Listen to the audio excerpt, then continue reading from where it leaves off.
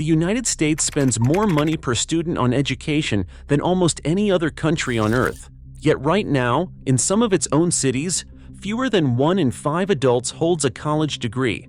This is not a story about failing students.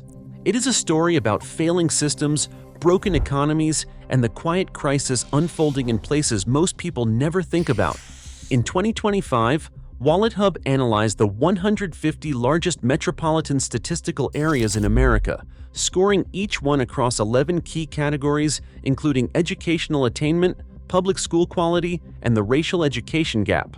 What they found confirmed what researchers had been warning about for years. A cluster of cities in California and Texas had fallen so far behind the national average that the gap between them and the most educated metros in the country had become almost impossible to comprehend. The national average for adults holding a bachelor's degree or higher cites at roughly 33%. In the cities on this list, that number crumbles to somewhere between 15 and 23%. These are not small towns tucked into the mountains. These are cities with hundreds of thousands of people, and in some cases, over 1 million. This is their story. Number 6. Stockton, California. Stockton sits at the northern edge of California's Central Valley, a city of roughly 300,000 people built on the back of agriculture and the deep water channel that once made it one of the busiest ports on the Pacific coast. For much of the 20th century, it was a working city where working-class jobs were enough. You did not need a degree to run a warehouse, pick a field, or drive a freight line. The economy rewarded labor with a living wage, and for a long time, that was the deal. Then the deal collapsed. The manufacturing sector contracted, agricultural wages stagnated, and the jobs that remained offered little pathway to financial security. In 2012, Stockton became the largest city in American history to file for municipal bankruptcy at the time, a distinction that said everything about where the city's economy had landed. Today, WalletHub ranks Stockton 144th out of 150 metro areas in educational attainment. The share of adults holding a bachelor's degree hovers around 20%, well below the California state average and far below the national one. Poverty drives much of this. When a family cannot afford to put food on the table, the calculus around college changes entirely. The immediate need for income overtakes the long-term investment in a degree. Young people enter the workforce not because they want to, but because the family cannot survive without their wages. Community colleges in the area serve as the primary gateway to higher education for many Stockton residents, but transfer rates to four-year institutions remain low, and completion rates at those community colleges are themselves a fraction of what they need to be. The city has not been passive about this. Stockton made national news with its Guaranteed Income Pilot program, which gave $500 per month to 125 randomly selected residents. The results showed that participants were more likely to find full-time employment and more likely to return to school. But a pilot program is not a solution. It is a proof of concept in a city that still needs billions of dollars in structural investment to reverse decades of educational decline. Number 5. Fresno, California. Fresno is bigger than Stockton and the problems are proportionally larger. With a population approaching 600,000, Fresno is California's 5th largest city. It is also one of the most agriculturally productive regions in the world, sitting at the heart of the San Joaquin Valley, where the farms and orchards around it feed much of the nation. But the people who work those fields rarely see that prosperity reflected in their household incomes, their schools, or their children's futures. WalletHub ranked Fresno 145th in its 2025 study. Only 23% of Fresno adults hold a bachelor's degree, compared to 33% nationally. The city's poverty rate has consistently hovered around 28%, nearly double the California state average of 15%. Among middle school students, the poverty rate climbs even higher, reaching close to 37%. That means more than 1 in 3 children entering high school in Fresno is already living in poverty, and poverty is the single greatest predictor of whether a student will eventually complete a college degree. The city is geographically divided in ways that make the crisis visible to anyone who visits. North of Shaw Avenue, Fresno looks like many prosperous California suburbs with well-maintained streets, good schools, and amenity-rich neighborhoods. South of Shaw, the picture changes. Abandoned lots, crumbling infrastructure, overcrowded schools, and communities shaped by decades of redlining and racial segregation define the landscape. The educational gap between these two Fresnos is not metaphorical. It is measurable in test scores, graduation rates, and college enrollment data. Researchers who have studied Fresno's educational crisis point to an interlocking set of causes: a large undocumented immigrant population locked out of federal financial aid, a regional economy dominated by low-wage agricultural and warehouse jobs that create no urgency for credentialing, and a history of disinvestment in schools south of the city's invisible dividing line. Fresno produced roughly 8,500 college graduates across all its institutions in 2025. For a metro area of its size, that number is not enough. Number 4. Bakersfield, California.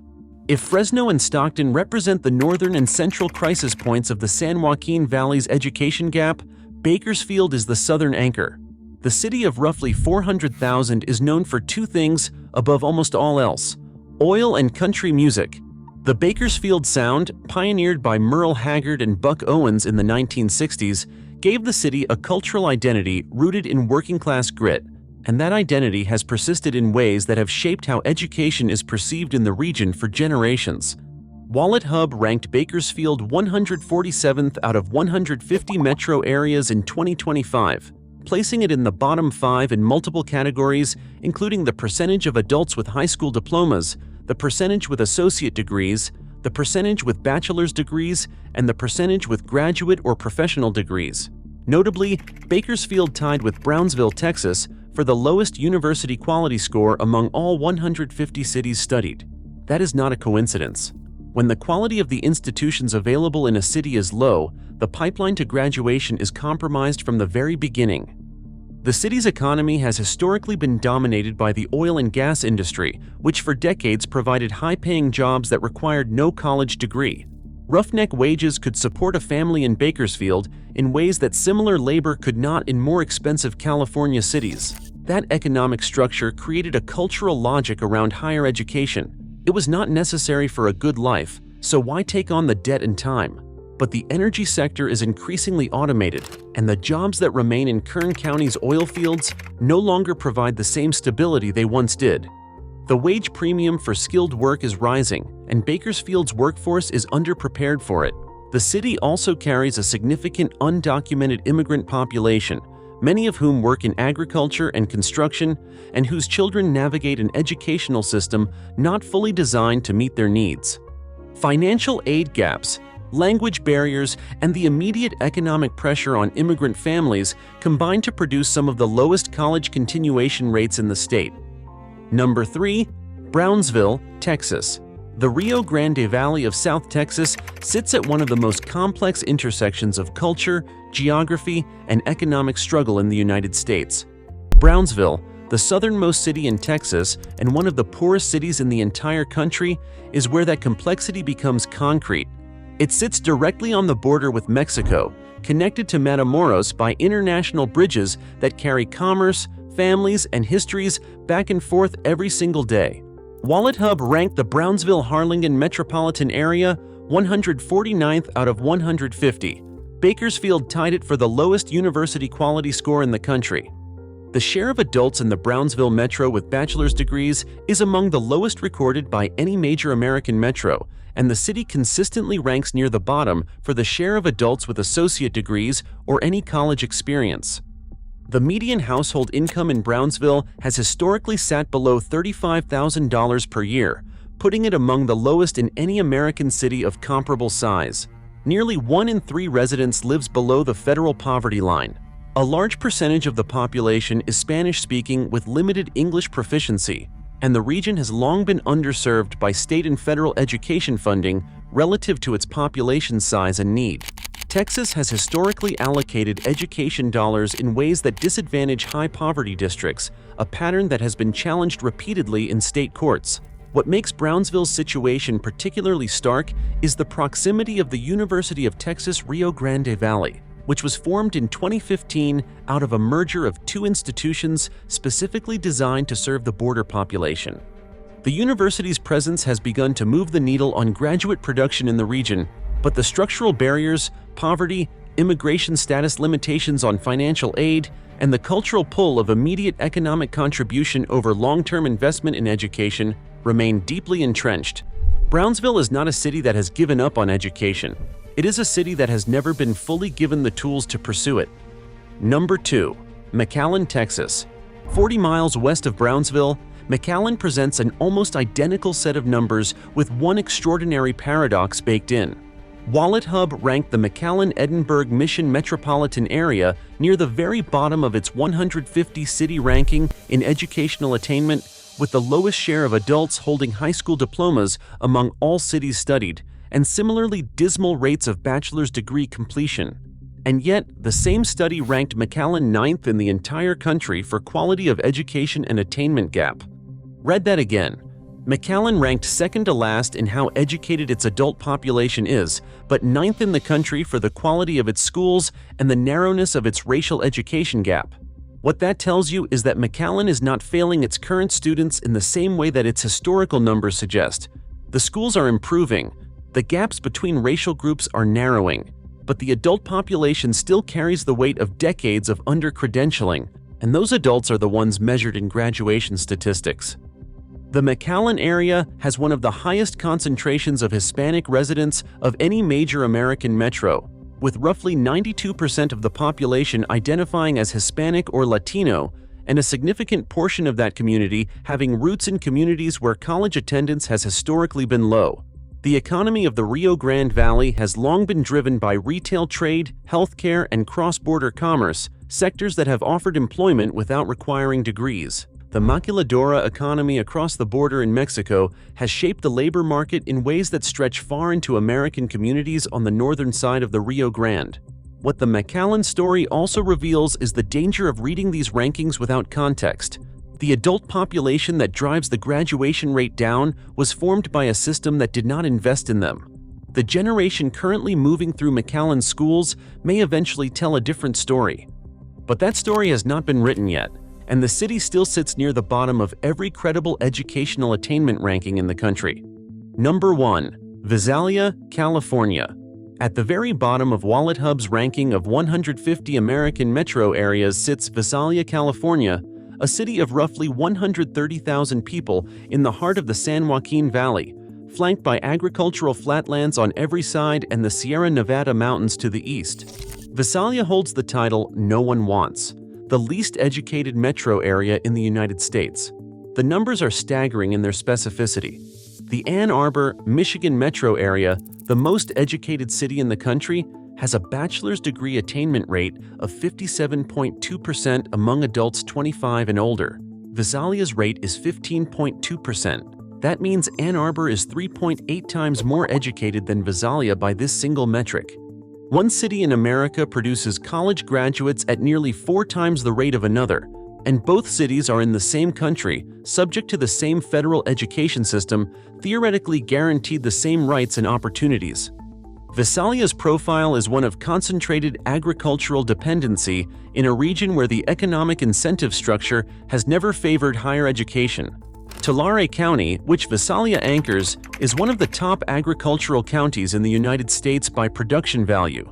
The farms, the dairy operations, the packing houses, and the trucking infrastructure that moves produce out of the valley all represent an enormous economy built almost entirely on labor that does not require a college credential. For generations, that economy absorbed Visalia's workforce before it ever reached a university application.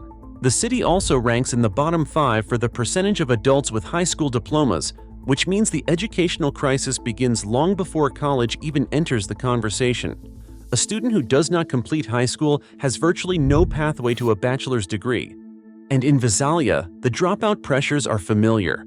Poverty, the need to contribute to household income, language barriers for Spanish-speaking families, and limited access to the kind of academic support infrastructure that students in wealthier metros take for granted. Visalia does have something unusual in its data. The city received extra credit in WalletHub's scoring system for having a racial education gap that actually favors Black residents, meaning the Black population in Visalia is more educated than the white population in the metro, a reversal of the national pattern. That is genuinely significant and worth acknowledging, but it was not enough to lift the city out of last place, because the overall floor of educational attainment in the region is simply too low. There is no single villain in the story of Visalia's graduation crisis. There is no corrupt school board, no singular policy failure that explains everything. What there is instead is a century of agricultural economics that treated human labor as its primary input and saw no reason to invest in the educational infrastructure that might have eventually replaced it with something more sustainable. The pattern connecting Stockton, Fresno, Bakersfield, Brownsville, McAllen, and Visalia is not geography, though 5 of the 6 sit either in California's Central Valley or on the Texas-Mexico border. The pattern is structural. Each of these cities built its economy around industries that demanded bodies, not degrees. Each developed large working-class populations, many of them immigrants or the children of immigrants, for whom the immediate economic logic of entering the workforce always competed with the long-term logic of completing a degree. Each was underserved by state education funding relative to its poverty levels. And each now faces a labor market that is rapidly moving in the opposite direction, toward credentialing, toward technical certification, toward the kind of skilled work that a 15% college attainment rate cannot supply. The national conversation about college graduation rates tends to focus on individual student failures, on dropout rates and loan burdens and career choices. But Visalia is not last because its students are not smart enough. Fresno is not near the bottom because its young people do not have ambition. These cities are where they are because of decisions made long before any of their current residents were born. Decisions about where to invest, who to serve, and what kind of economy to build. Changing those numbers will require confronting those decisions honestly and then doing something about them. The question is whether anyone is paying attention.